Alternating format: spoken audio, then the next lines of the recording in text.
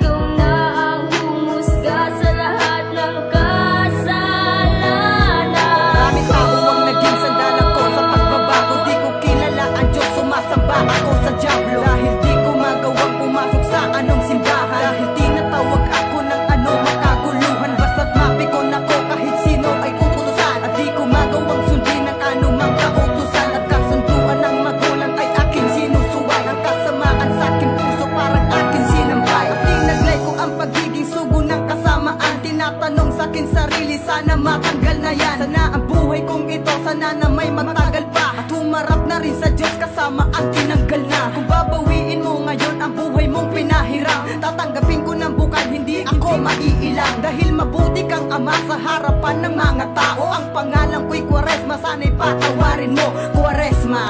Salamat po aking ama, pagkat ikaw ang dahilan, at ikaw ang siyang nagturo sa akin ng tamang daan. Hinubog mo ang kaluluwa, minulat mo ang aking mata, taos pusong pasasalamat dahil ika'y aking dama. Hindi man kita nakikita pero ika'y nadarama, haplos ng iyong mga palatdama ng kaluluwa. Pagkat ikaw ang siyang saklay gabay sa aking paghihirap, at ikaw nagagabay sa mga munti kong pangarap. Hirap lang ang buhay ko, Panginoon, alam ko yan. Ikaw ang siyang gumabay sa puso ko, ramdam ko yan. Pero sana mapatawad sa aking mga pagkasala. Di ako rumirespeto simula nung pagkabata, pero di pinabayaan kahit ako'y may pagkukulang. Laging tabay sa may katusuwain sa aking magulang. Ganitong pag-uugali sa akin ay likas na yan, pero ang kasamaan sa akin tila ba lipas na yan. Arnex. Alam ko sa iyo ang buhay kong ito.